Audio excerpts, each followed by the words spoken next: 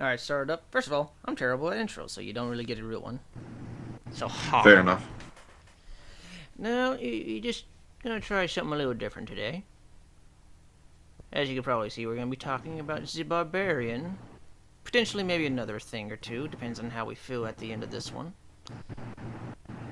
But overall, it's just a thing to start discussion and tease your mind into conversation about a situation. Not that this hasn't been done like a billion times before, but you know, that's what we're gonna do. Oh no, like Critical Role, Harmon Quest, Dungeon dudes.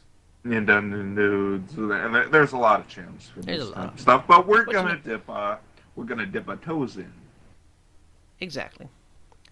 So as you can probably see, we're gonna start off with the Barbarian. And as of the moment, when we're talking about the classes, we're not going to talk about any other subclasses. We're going to talk about the base class, its strength, going to say how strong we think it is. Ideal situations. Yeah, putting them in their ideal situations for that type of character style. We're not going to have any feats added. We're just looking at the raw strength of the class itself. We might say something about a feat, but only if it's, you know, not necessarily Necessary. changing much for them. That's it, though. We can just, I guess, I don't know. So, as a barbarian, your frontline fighter that is both a tank and undying wretch. Basically. Mm-hmm. And this man or woman, it depends on what character you're playing. Or they, them. You gotta take care of everybody nowadays. He's usually the big brute that if you're new to D&D and you need a guy for damage, this is what you play. This is normally not very tough. I'm sorry. It's a character you go in, and if you're not ready to like do a lot of voice interaction with the world, and you just want to beat the shit out of things, Barbarian. As you were saying, but or as I would probably say, he's your frontline brawler. If you're brand new to D&D and you want to have a little freedom and stuff, Barbarian is your class. He does good damage, he can take a lot, and he's very forgiving because of his high health pool. Oh, he really So is. if you do mess up a few times with this character, it's not like he's instantly going to drop dead and that's all said and done. He's got a few things later on that you'll see that says, no, you can't kill me yet. But no. Today we talking about like his main shit. As you can see, Primal Instinct, a life of being all this good shit. So just for the sake of it, this is just D&D Beyond that I'm looking up. I'm just reading off the stuff. I'm going to go ahead and read some of the less, subjective things, starting off with the Primal Instinct piece here. People of towns and cities take pride in how their civilized ways set them apart from animals, as if denying one's own nature was a mark of superiority. To a barbarian, though, civilization is no virtue, but a sign of weakness. It really is.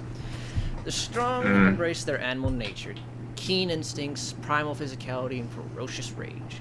Barbarians are uncomfortable and hedged in by walls and crowds. They thrive in the wilds of their homeland, the tundra, jungle, and grasslands, where the tribes live and hunt. Barbarians come alive in the chaos of combat. They can enter a berserk state where rage takes over, giving them superhuman strength and resilience. A barbarian can draw on this reservoir of fury only a few times without resting, but those few rages are usually sufficient to defeat whatever threat arises. And a life to danger. Not every member of the tribes deemed barbarians by science to civilize a city has the barbarian class. A true barbarian among these people is as uncommon as a skilled fighter in a town, and he or she plays a similar role as a protector of the people and a leader in times of war.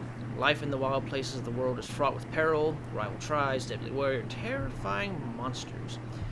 Barbarians charge headlong into that danger so that their people don't have to.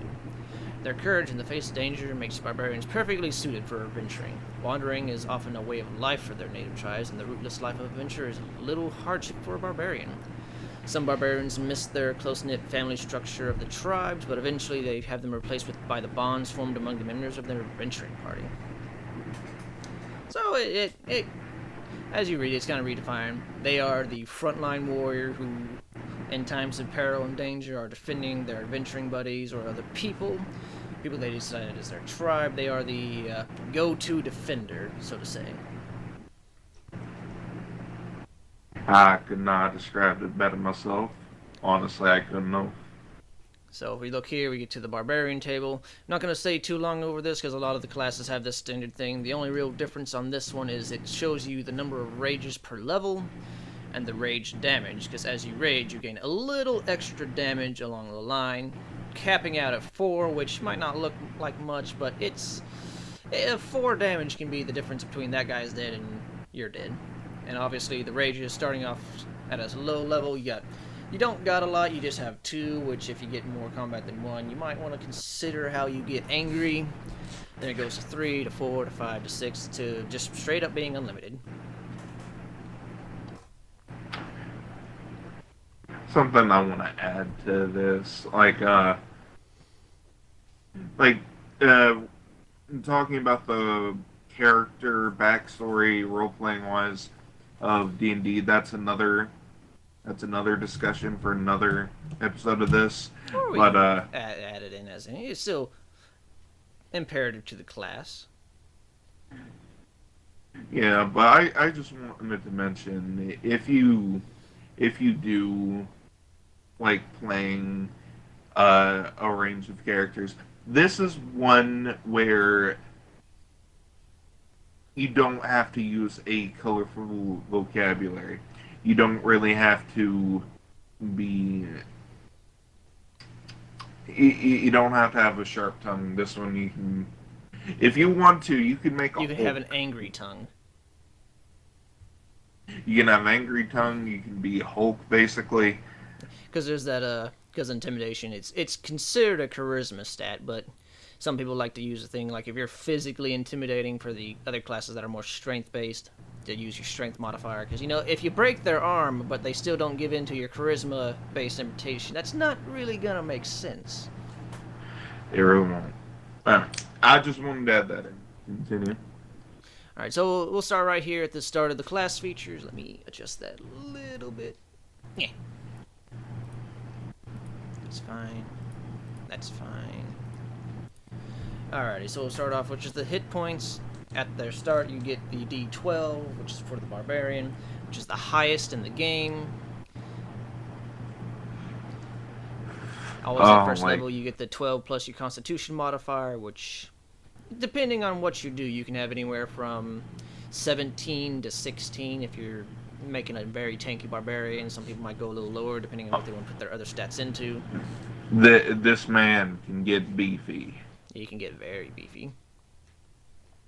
And then obviously it shows at the higher levels you roll your d12 where you take the base of 7, which you then add your Constitution. It's not just 7, you add your Constitution after that. So, and man, if you roll 1 and get a 6 additional health, that kind of sucks, but it happens. Although most tables will have you reroll 1s just because, it's better to have a 2 than a 1. At that point it just insults people. Oh man. Let me think here real quick. Just because I'm that weirdo who likes to do quick maths on certain things. So if we take the 12 and times it by 20, at maximum of just rolling the dice itself, it's 240 HP at level 20.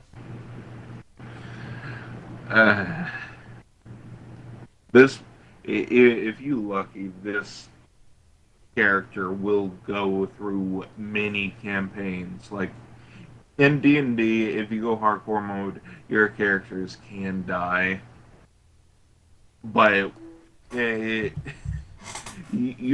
at level 20, this man would have to be stricken down by God himself to get out of any and future campaigns. Alrighty. We'll move on to his proficiency. You have proficiency in light armor, medium armor, and shields. You do not have proficiency in heavy armor, but that's more specific to the rage, which we'll talk about here in just a second. You are also proficient in simple weapons and martial weapons, although notably you're not proficient in simple ranged weapons or martial ranged weapons, sticking more closely to a physical combatant. He doesn't really get any tool proficiencies. He has saving throws in strength and constitution, which thanks to some of his abilities, that helps him out a lot. And on the strength saving throws, again, when you get to rage, it gives you a little bonus. And then obviously in his skills for proficiencies, you get to choose from animal handling, athletics, intimidation, nature, perception, and survival.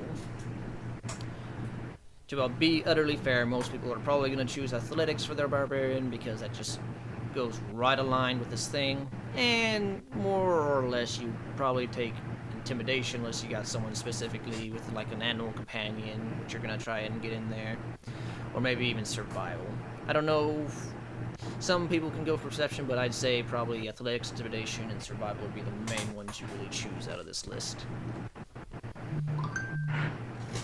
Recently, I've been trying to play more talkative characters, so intimidation is a good direction to go, because intimidating people is a lot more fun than just beating the shit out of them sometimes.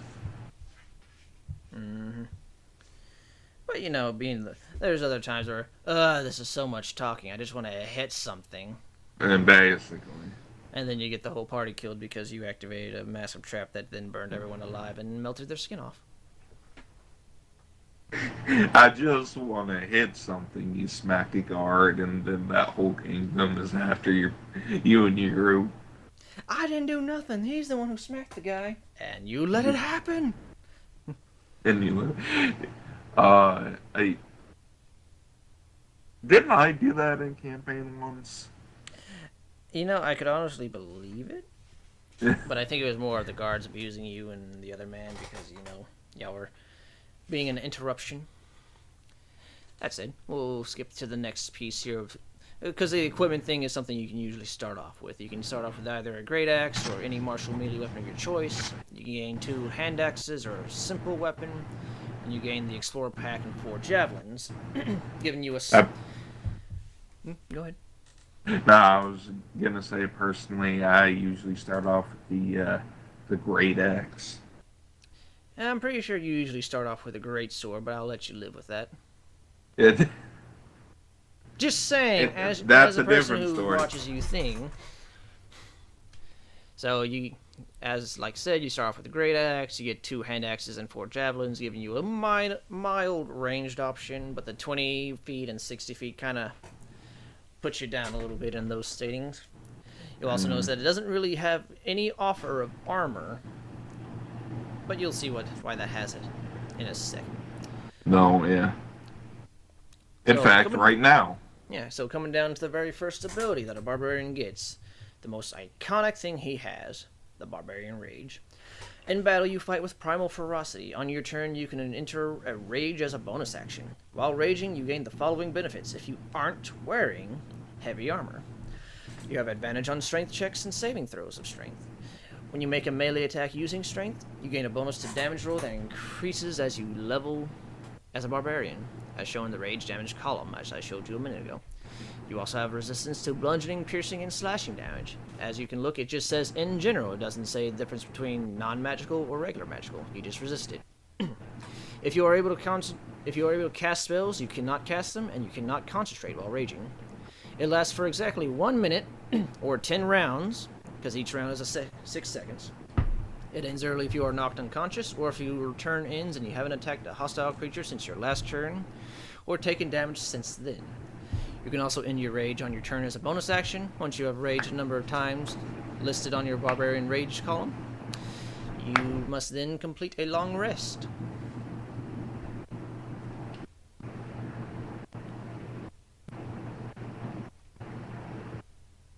Hold on, where did we stop?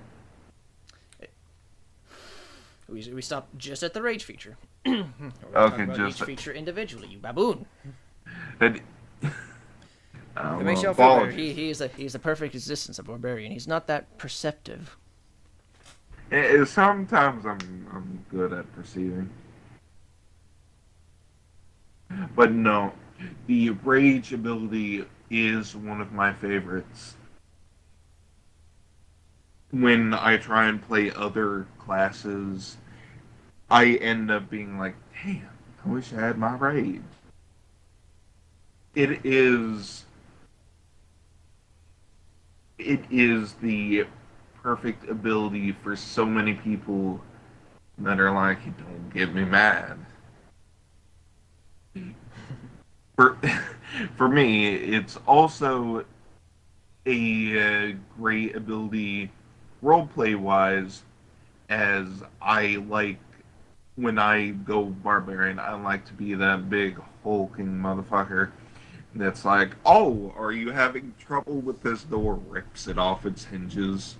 Oh, is this boulder in the way? Lifts up the boulder. And I just like to think of the one little section of Futurama where Bender bends the wooden door. You can't bend that; it's made of wood. You know that. You I knew know that, that. and I know that, but this door looks fucking dumb. And then the next thing is just that board bent, which I can see a barbarian being ornery enough today. Uh, but no, like, I forget. Have you ever played a barbarian? I don't remember you ever doing that. I've had a few mental concepts for barbarians. I haven't really officially played one, a forever DM. Okay. Forever deal. But no, I feel like I don't know. I can't see like how you would use the rage. Like usually you're the type of person to think everything through. Mm-hmm. And with the barbarian, sometimes you gotta go with impulse. Well, there's nothing wrong with going impulse. If I have a moment where I need to think about something, boom, there you go. But other times, if it's just an activation, there are training and techniques you can learn to do this. Mm-hmm. Mm-hmm. And just because someone's calm and quiet doesn't mean they're a burning little cauldron of rage. But no, let's continue to one of my favorite things about the barbarian. One of my favorite features.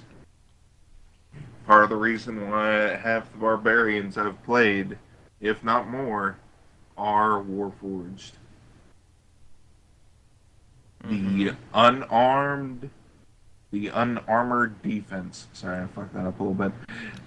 Well, you know, I still want to talk about just one additional thing on the rage before we hop into that. Oh, right. Go on. Go Because on. when you rage, you suppose some people have it in a setup where you can talk about, you shout out as something that triggers your rage. You can recall a memory. Some people just naturally get angry, and some people might have a very caustic brew that they pull out of their backpack and chug. How you rage is dependent on how you want it to be. If it's one of those things where you slam your foot into a doorway and break one of your toes and then get angry at somebody for it, there you go. If you want to drink a big old flask of liquor that's strong enough to kill 8 men and then just go on a drunken rampage, there you go. That would be fun. But with that said, we'll go on and just go ahead and look at this small little piece for unarmored defense. I'm sorry, I was excited about that one. I was excited about that one. While not wearing any armor, your armor class is 10 plus your dex plus your constitution. You can use a shield and still gain this benefit. When you're looking at this feature, you do have to realize if you are wearing armor, whichever one is the highest will be what you use. If you have let's say you have a set of leather armor, which is 11 plus, let's say it's 5 for your dexterity, giving you 16 armor class. And let's say you don't have any real constitution and blah blah. If your unarmored defense goes higher, I believe you use that. But if your armor goes higher, you use that. It's not a combining thing. The only thing you can really combine with either of them is a shield, which is typically a +2 unless you find one that's like +1 or has special features.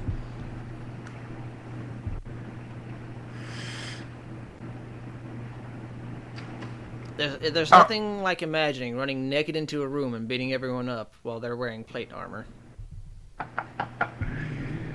Yeah, that shit really is fun. Yeah, if you're a Goliath and all you're wearing is loincloth, you run in there with your dick flopping around, It's not even a backhanding loincloth. He people. just runs in there with a jock strap. He just runs in there, backhand people, puts a hole through someone's chest. Mm-hmm. Fun times, fun times. Barbarian is just a fun class to play. Also, I realized we didn't do this either. So hopping back up to Rage, out of it, if I was to rank Rage, I would definitely consider it a 10 out of 10 ability. There's pretty much nothing wrong with it. It is one of the best features you can really have. Being resistant to damage, having advantage on things, getting extra damage in general. There's nothing not to like out. 10 out of 10. Although, if you're trying to make a weird barbarian that uses magic character, the whole can concentrate while in rage. That's a slight setback, but I still consider it a 9.5 out of 10. Disgraceful. To be fair, if I was playing a barbarian, I wouldn't really have spells even remotely as a thing. I don't know, Because but like you might want to make a really strange character with a really strange background. that's fair. I still call it a 10 Um, out of 10 though. And then just dropping back to the unarmored defense. I mean, it's an armor class. There are ways to have it better. There are ways to have it worse. 7 out of 10.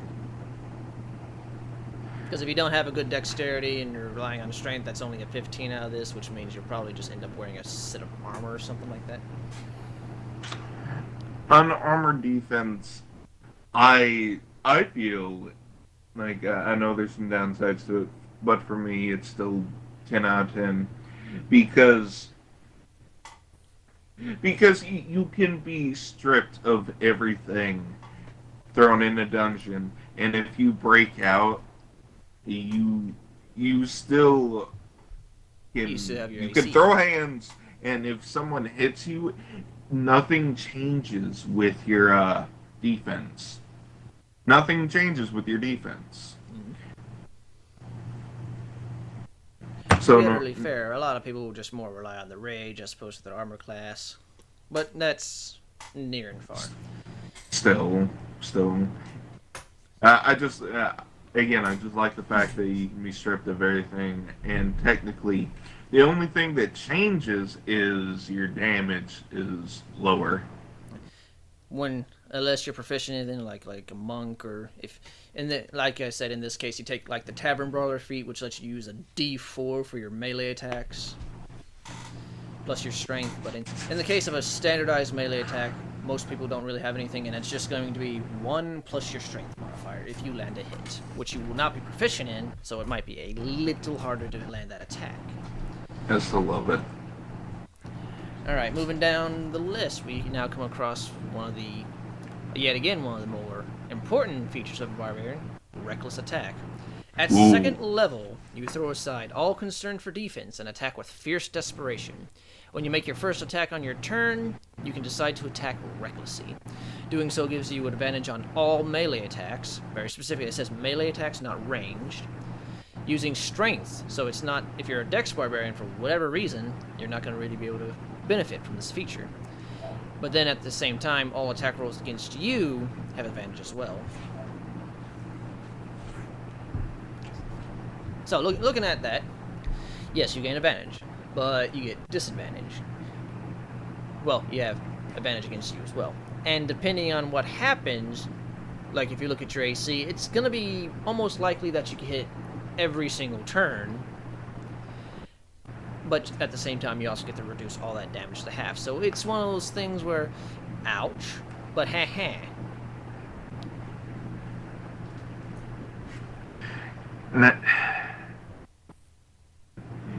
This is reckless attack is something I was gonna talk about because of an armored defense.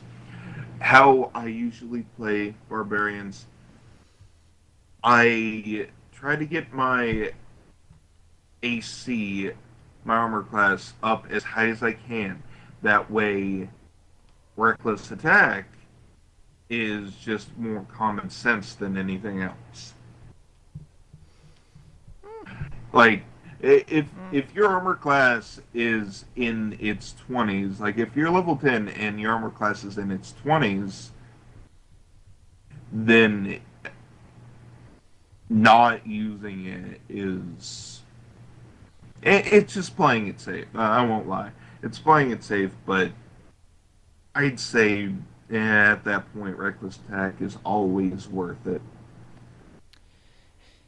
I mean, as a barbarian, reckless attack is worth it in general because you can always, almost always, reduce whatever you're hit by half. Not looking at magic or psychic damage. But if I was to really rank reckless attack, I'd have to give it maybe. Honestly, I think I'd give it a 6 out of 10. Because while you do get advantage on your melee attacks, every attack against you has advantage. Every range attack, every spell attack, you can still try to resist anything with a saving throw just fine. But the fact is, yes, you're going to be hit with the swords now. You're going to be hit with those arrows now. But you're also going to be hit with those firebolts, which you can't resist. You're going to be hit with those ice rays and those other kinds of damage. And those ones, those will start chipping away at your life. But that's assuming you're not immediately going after the mage man and just tearing him apart. Yeah. For me, like, for how, for people in general, I'd probably do the same as saying and rank it somewhere between 6 and 7. But how I play, I would probably like if you're a gambling man and you rely on luck, I would rank it 8 out of 10. All right. That's it. We'll move down to danger sense. At second level as well, you gain the uncanny sense of when things nearby aren't as they should be, giving you an edge when you dodge away from danger. You have advantage on dexterity saving throws against harmful effects that you can see, such as traps and spells. To gain this benefit, you can't be blind, deaf, or incapacitated. That's a very good skill. Because as we're looking at the attributes, we're looking at the main combative attributes. You're also looking at them in what should be their best set feature. We're assuming everything is maxed out. If we looked at the opposite, a lot of these things just wouldn't really work, so we're going to look at them at their best pinnacle things. So you can assume that this barbarian has his 20 strength, his 20 dex, his 20 constitution. So he has at least a 20 AC in this situation, but you can look at the rest of these things. He's not got a lot of wisdom or talkative. He is a born warrior. So looking at that, he's probably going to make that fireball save. He's going to dodge that dragon's breath a little bit. He's going to be able to reduce a lot of that damage by half at least. So, I get this, I'd say a 9 out of 10 for this one.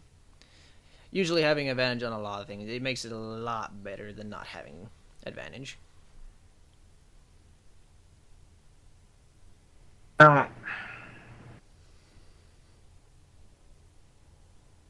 Well, do me a favor. What did you say you enjoy about this again? Yeah, you're not really listening, are you now, Undead? I asked you to go over something. Well, if you had been listening, you would have known exactly what I had said. You know my memory is shit. But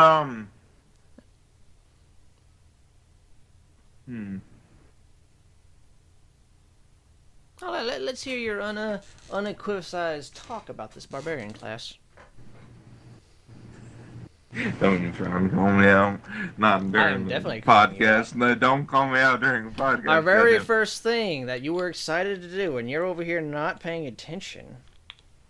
You are definitely getting called out. All right.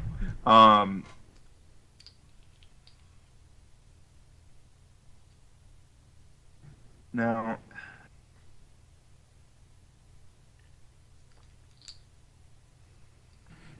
danger sense. We're waiting.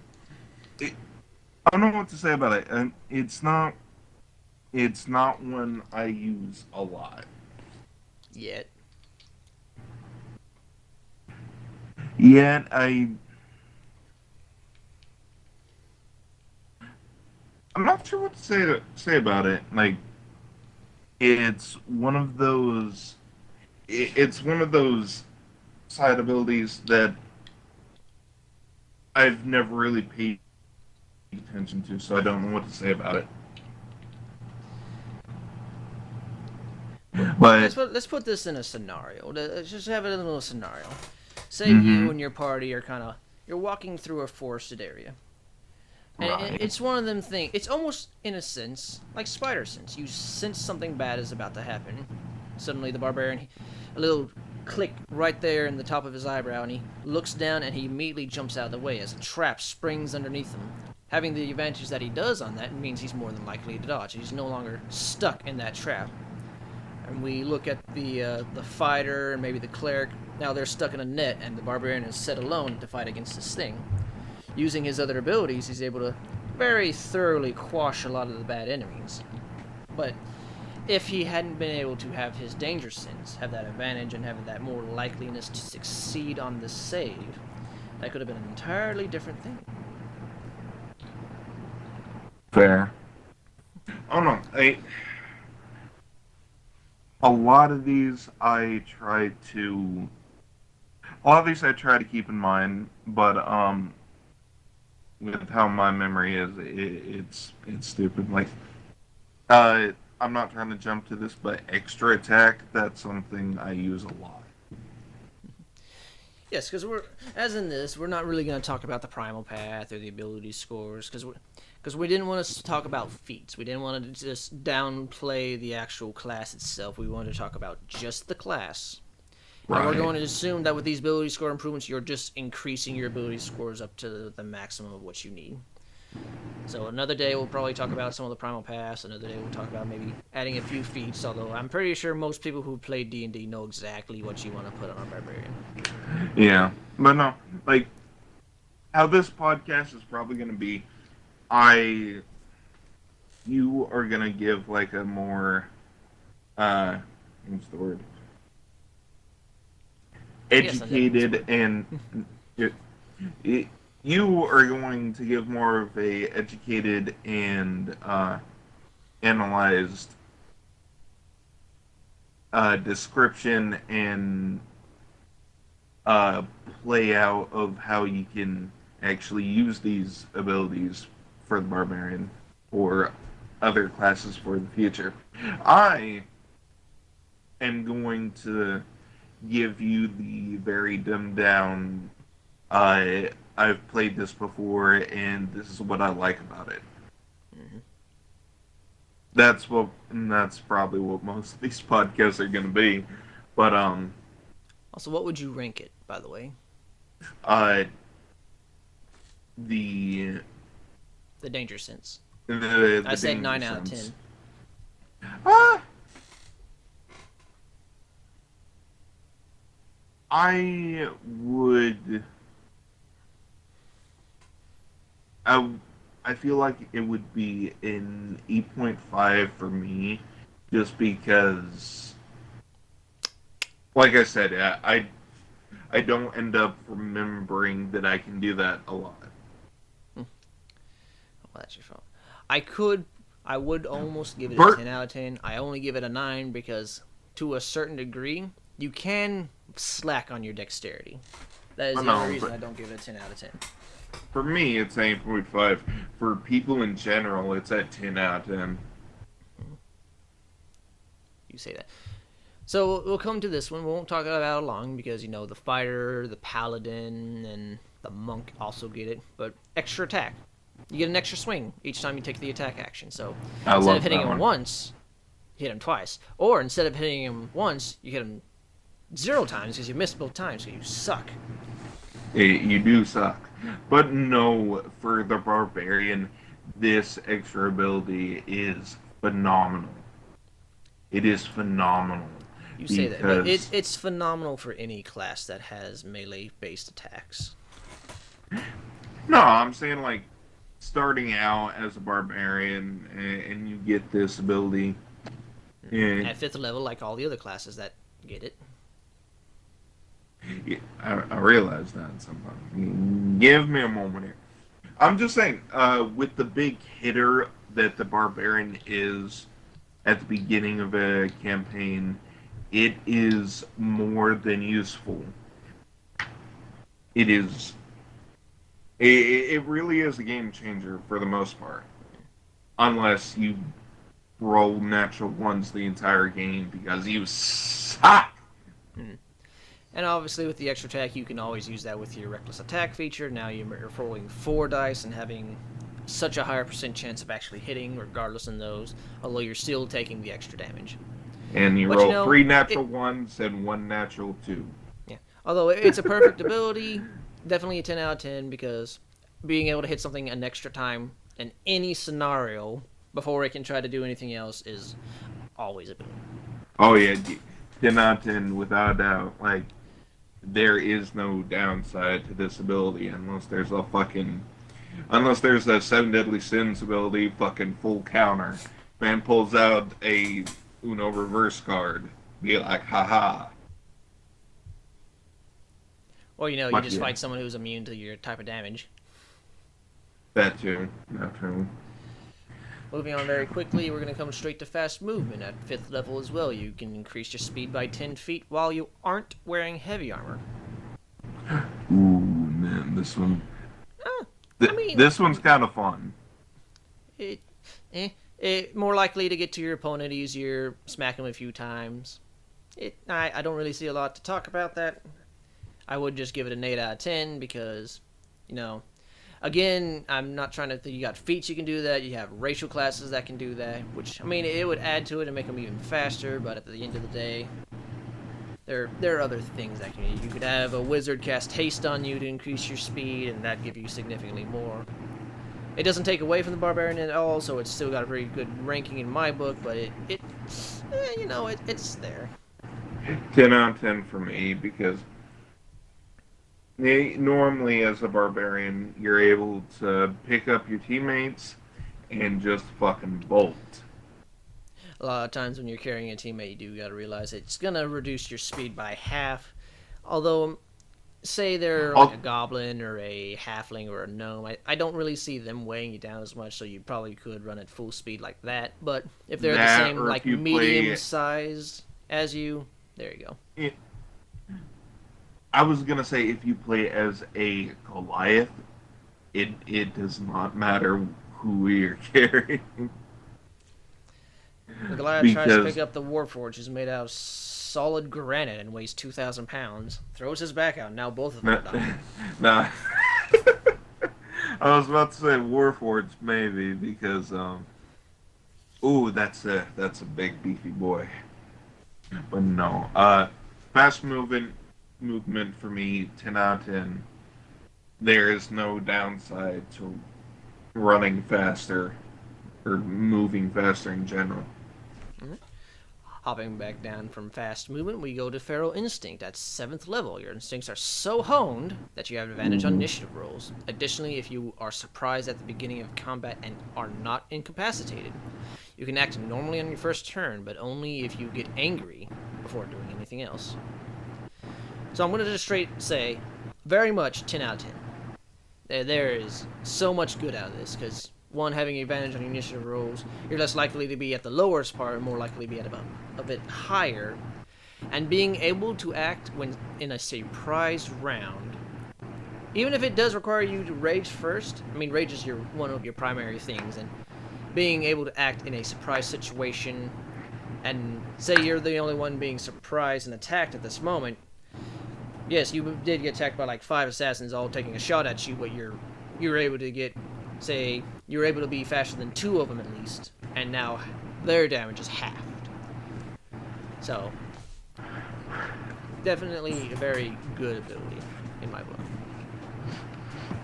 For me, a Feral Instinct, that is that's ability used often. Very, very must have because, like you said, getting attacked by multiple people at the same time it brings out the wild side of your barbarian and brings a new level of ferocity to your character.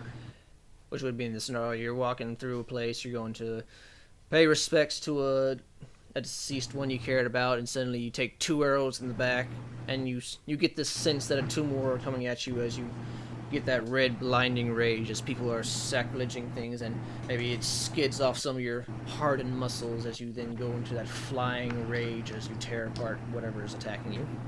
This mixed with danger sense, fucking overpowered. We'll only really talk about the brutal critical once, but it's one of those just you know I give it an 8 out of 10 because you're not always going to be getting that crit. You're not always going to get that additional damage die. But when you do, oh boy, does that screw up a person. Being at, as you can see, being at 9th level, you roll 1 additional weapon die to determine the extra damage for critical. It then goes to 2 at 13th level and 3 at 17th level. Getting all that extra damage, you could almost end a combat encounter at the start of it if you get that natural 20. And it also doesn't say that it's only happens once a turn. If you, every hit you do, that if you get a critical on, you add these damages. So He does. My opinion on brutal critical, that is, well, like Sam was saying, anytime you get that critical, and you just smack someone over the head with your club, or plant your axe head in their spinal column, it's amazing. But the chance of getting the natural 20, it makes, like, it doesn't make me of the ability less. It's just like I don't look at it as much. So it, if you know how to throw a natural 20 somehow, I would give it like an 8 out of 10. But for me, it would probably be somewhere between 5 and 6 because I know. I'm trying to give more of a. I know. I'm trying to give more of a view on it than being like, oh, I love this.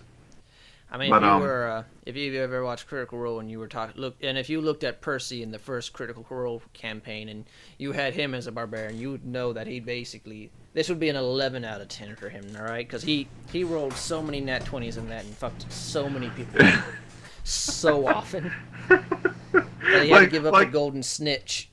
Like I was saying, if you know like a little hand trick to get a natural 20. Yeah, I would give it either, like if you knew how to like roll that dice, I would give it maybe a 9 out of 10. But for me, how most of the time, the only times I get a natural 20 is when it doesn't matter, or when my luck is up, and I just want to tell the DM, fuck you, I'm gonna beat the shit out of this creature. But no, in times other than that, I would give it a 5 or 6. Because I know I'm not gonna roll that 20. I know I'm not gonna. Yeah, I'm more used to you rolling natural ones. You're not wrong. Like, you're definitely not wrong. Alrighty, we'll pop into our next little attribute here. The Relentless Rage. Starting at 11th level, your rage can keep you fighting despite grievous wounds. If you drop to 0 HP while raging and don't die outright, you can make a DC 10 Constitution saving throw. If you succeed, you drop to 1 HP instead. Each time you use this feature after the first, the DC increases by 5. When you finish a short or long rest, it resets to 10. So, definitely a 10 out of 10 ability. Anything that can make you reject death, as long as it's not absolute. like being disintegrated or a death ray from a beholder, or like power word kill if he gets you low enough. As long as it's something that doesn't kill you outright and gives you the ability to say, no, I'm going to keep standing and I'm going to fuck you up. Yeah, that's definitely a master tier ability. Scenario of you're in the middle of combat with your allies, you're holding a line trying to make sure they get out, and suddenly you take 7 crossbows, and on the very last one it hits you right in the neck, and as you fall you kind of see that they're trying to overrun you, and your friends, they haven't got out yet, and you let that little burning desire to protect your people bring you back as you grab that face of the one who just got past you and crush it in your hand. That's how I see Relentless Rage. That does sound wonderful. Like, from listening to what this ability is, I love it. But I've never gotten a Barbarian to the 11th level yet. Like, this does sound like an ability I would use as often as I could. Like, I love the thought of, like, oh, is this my end? No, it's not, bitch.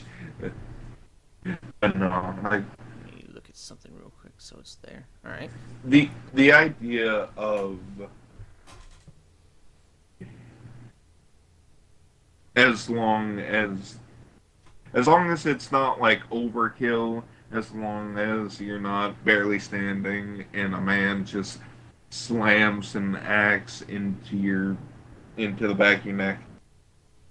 I love the thought of coming back and being like, today is not your day. The only real thing I could probably mark down on it would be that you could only really use it, what is that, 5, 10, 15, 20? Would probably only be about 4 or 5 times, depending on your Constitution score. Because if you look at the rules as written, a natural 20 on a saving throw isn't a guaranteed success. So once you hit about 35 on that DC Constitution saving throw, you cannot roll high enough to get that. But despite that little issue there, I'm still going to give that a 10 out of 10, because it's just that moment where you say, no, I'm not dying, you're dying. Like, the fact of that, I want to give this ability like a overwhelming score, but I do feel like the faults bring it down just enough for me to give it a 9.5. 9.5. You and these 0.5s, you need to stick with whole numbers. No, fuck you. All right. Yeah, it is 9. Is that better? Is that yes, better? That is better, even though I hate you more now. No. So we already talked about Brutal Critical when we saw it the first time, so we're just going to skip over this next upgrade. We're going to go to Persistent Rage. Beginning at 15th level, your rage is so fierce, it only ends early if you fall unconscious or choose to end it. That said, it still ends at 1 minute. It'll still end at that 1 minute mark, but it's no longer if you don't make an attack or you're not attacked, it just ends. You get to keep it going until you pass out from being beaten to death, or if you're just like, I'm not angry anymore. I mean, not having to worry about losing your rage early, like say if you get hit with a spell that makes you become stunned, you can't do anything and everyone just ignores you for that whole round, you're going to lose your rage out, and then say something can attack you before you can get your rage back on, you're just going to take that full damage, and it might hurt depending on what hits you. So it's not the greatest ability, 7 out of 10 on my thing, but you know, it's still a very respectable thing to add to the Barbarian. Even though I would say for something like this, I would almost put it at a lower level. Like I would almost say I'd put this Persistent Rage at a level where the first Brutal Critical happens. That might make the critical go really differently. But having, you know, the Persistent Rage at level 9 and then critical being at level 13, 15, and 17, just for those massive ramp-ups, I would almost like that a little more than having Persistent Rage at level 15, where a lot of campaigns could tend to end, not a lot of characters get that high level. it's almost something you never get to use, but it'd be something that just it almost take worries away from some of the raging problems. But that's how I look at it.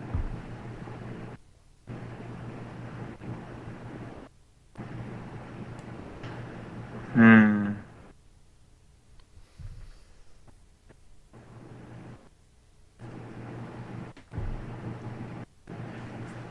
Anything you want to add here, Did? No, I feel like you covered everything I wanted to say. All right. Oh, what would you say be the ranking on this?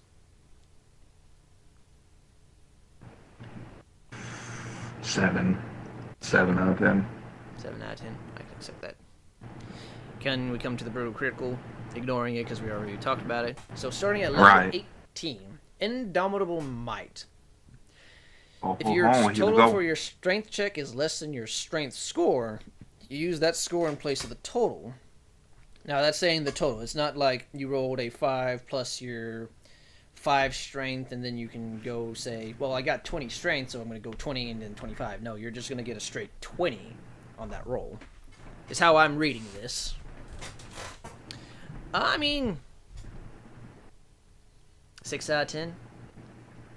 If I'm giving all honest, maybe even a 5, because I mean, if you're raging, you're going to have advantage on your strength checks, and the likeliness of you rolling less than your strength score on certain situations is kind of low, especially if you're looking at the 20th level ability. Well, maybe if you look at the 20th level, we'll worry about that in a minute, but it's not the greatest addition, in my mind. I don't know. I'm gonna say 7 because I know it doesn't. If your strength is up there, it doesn't matter. But I just like the idea of making sure, like guaranteeing things. I love the thought of that. But yeah, 7 out of 10. I mean, you can't always guarantee that 20 is going to be what you need to lift that Porculus gate. Or if you need a 24 or 25. So that's a lot of weight to be lifting. 7. And we'll go down to the last ability here.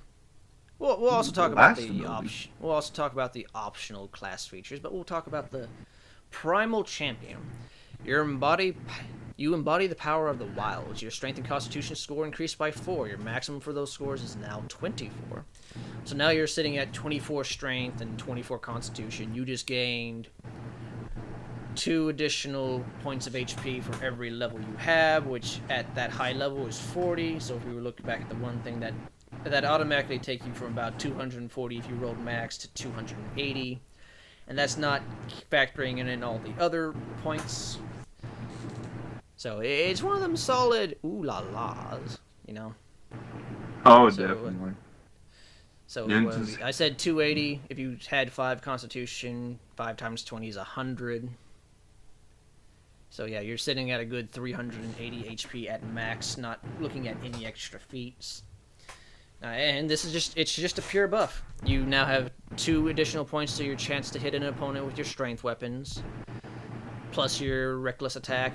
Even if you were to have a creature with a fairly high AC, that additional strength gives you a very likely chance that you're still going to smack the whore out of them. So definitely, I still consider this a 10 out of 10 ability. Oh, without a question, 10 out of 10. Like, and just hearing that, like, hearing 24 strength and 24 constitution, I'm like, oh.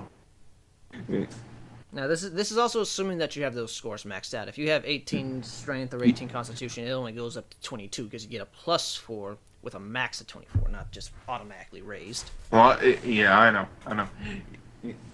Still, it's just like bringing up those scores. It's just like, oh, I wasn't one of the best barbarians before, but now I think I am the best barbarian. Like that kind of boost just brings up your credibility and your worth as the heavy hitter of the group. Alrighty. And So, no, go ahead. I was just gonna say, are we gonna talk about all overall uh, our favorites of the barbarian class? We can, but let's go ahead and get all the features out because when Tasha's Cauldron of everything came out, they did add optional class features for a lot of classes. So we'll Ooh, go ahead and optional. mark these down.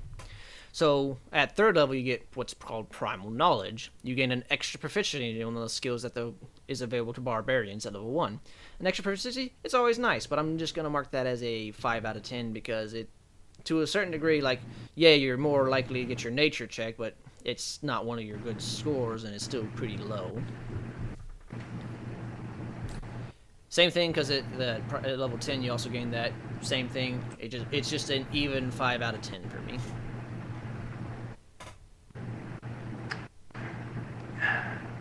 I don't know. Hmm. I'm gonna say 6. You gonna say 6? An additional proficiency is always nice to have, but that's that. Although I will go to this instinctive pounce. When you take a bonus action to enter rage, you can move up to half your speed, which I think also at that level you gain your additional movement speed. So your speed is at 40. So when you rage for that turn, I'm gonna as taking this as you read it, you can move to 60 feet on that turn. A 60 feet speed barbarian is a terrifying thing. And that's assuming he's not hasted. Because if he's hasted, you know, what is that? Because he'll go to 80, half of that. You'd have 120 feet worth of movement. There's not a person on that map who's not going to be close enough for him to walk up to, slap silly, and then run away. With their skull and spine intact. 9 out of 10.